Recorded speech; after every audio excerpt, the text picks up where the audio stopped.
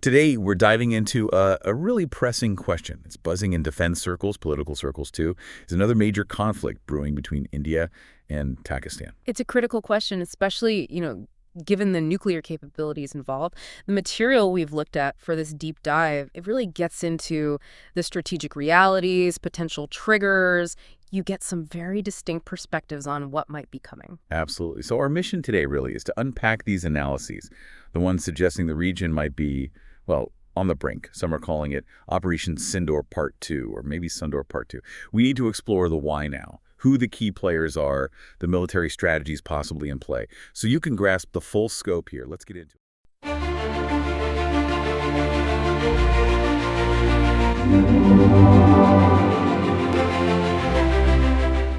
Right. To really get the current predictions, you have to look back first. Yeah. History. India-Pakistan relations, they're marked by just persistent volatility. It's a long, hostile relationship, really since partition, punctuated by conflicts, Kargil, ongoing cross-border stuff. And that leads us more recently to what some of these sources call Operation Sindoor Part 1. Triggered by that devastating Pulwama attack on the Indian CRPF personnel. That was February 14th, 2019.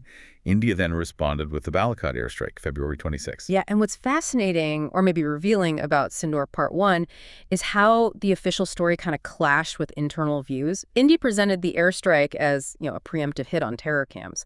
But some analyses we've seen, they call it a complete failure for India's air power, suggesting severe damage was actually suffered by India. Complete failure. It's a very strong term. Can you give us more detail? What operational specifics led to that kind of assessment? Sure. These analyses point to pretty significant setbacks for the IAF. An Indian MiG-21 shot down.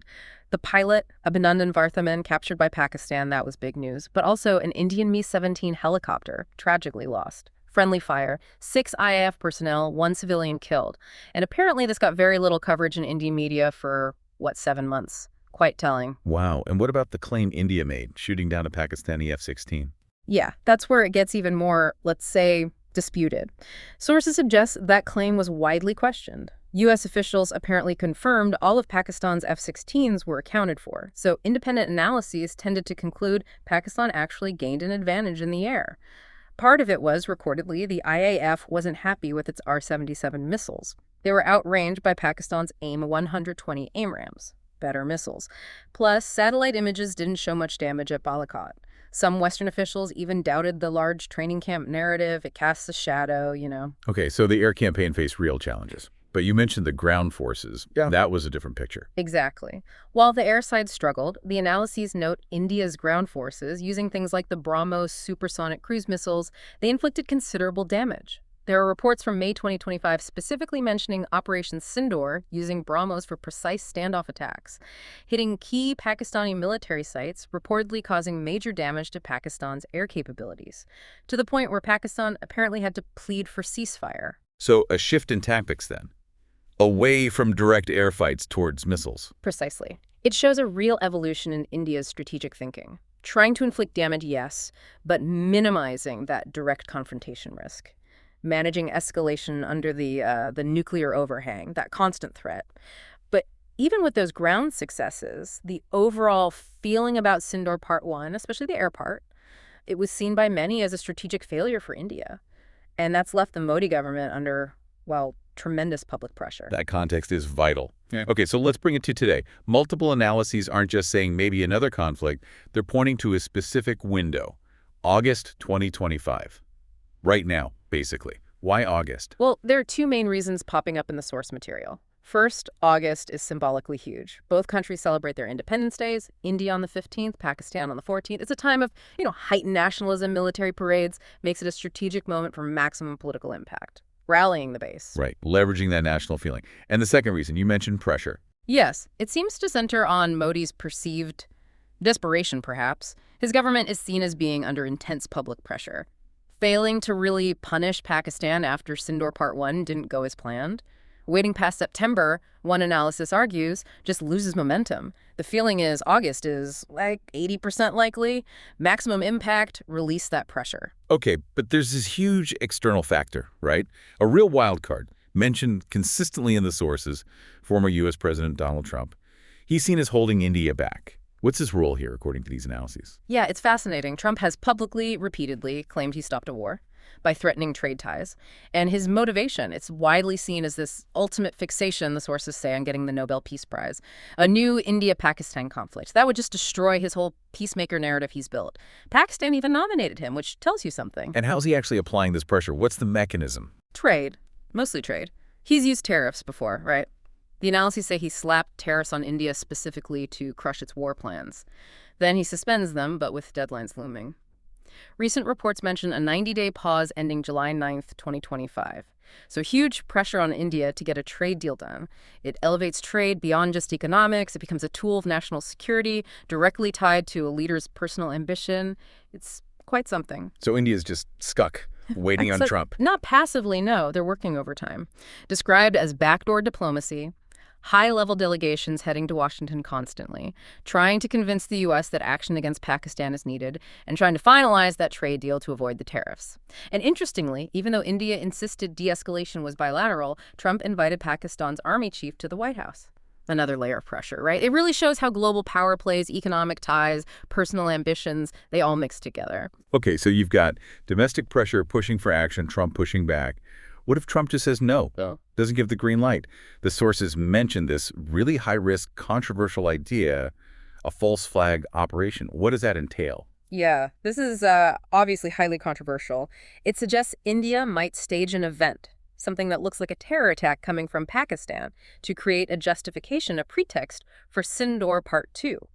One analysis even brings up an intelligence assessment suggesting RAW, India's agency, could stage something like that inside India. Wow. Staging an attack. The implications are just staggering, aren't they? Yeah. If that were ever proven. Absolutely. I mean, the fact that it's even being discussed shows the extreme lengths nations might consider when direct action is blocked. Blocked by international pressure or, the nuclear risk. Pakistan has even floated adopting a first-use nuclear policy. Specifically, they say to stop Modi from orchestrating staged or false flag ops. It points down a really dangerous path where truth gets manipulated, potentially leading to uncontrolled escalation. Very worrying. Okay, so assuming something does happen, a Sindoor Part 2, how might it look different this time? The sources seem to point towards the sea, the Navy. That's a strong prediction, yes. And it's backed by the Indian Navy's overwhelming superiority over Pakistan's. It's significant. Some sources call it the common component, referring to that naval dominance.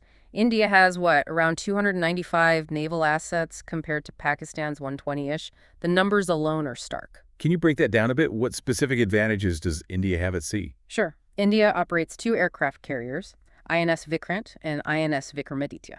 Pakistan has 0. India has 13 destroyers. Pakistan, again, 0. These are major surface combatants. Submarines, India has 18 versus Pakistan's 8. Big leads in frigates and corvettes, too. And the INS Vikrant, the newer carrier, has already shown its muscle, operating freely in the North Arabian Sea during recent tensions, basically bottling up Pakistani aircraft, the reports say. So it's more than just numbers. It's about capability, reach, a different strategic outlook. Exactly. It's a fundamental difference. India's Navy is built for blue water operations, projecting power far out into the ocean. Pakistan's Navy is largely coastal defense-focused. They can't match that reach. And recent reports explicitly connect the Navy to Operation Sindoor. The Navy chief, Admiral Tripathi, talked about their readiness showing India's strategic reach. He mentioned the Navy's rapid response, forcing Pakistan to ask for a ceasefire in those May 2025 clashes, using BrahMos from ships too. So it represents a shift. Pressure from the sea may be seen as less escalatory than crossing the land border, but still very impactful. Okay, pulling it all together.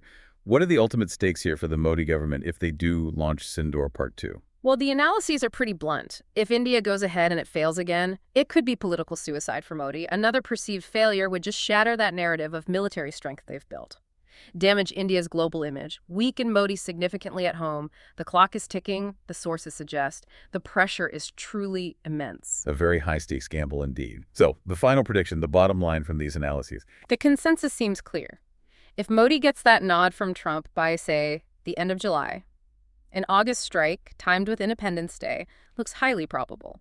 If Trump holds back, then the prediction leans towards a false flag event in August, followed by a naval attack within about 72 hours. One source puts it very starkly. There will be no Sindoor 2 after September. August is Modi's last chance.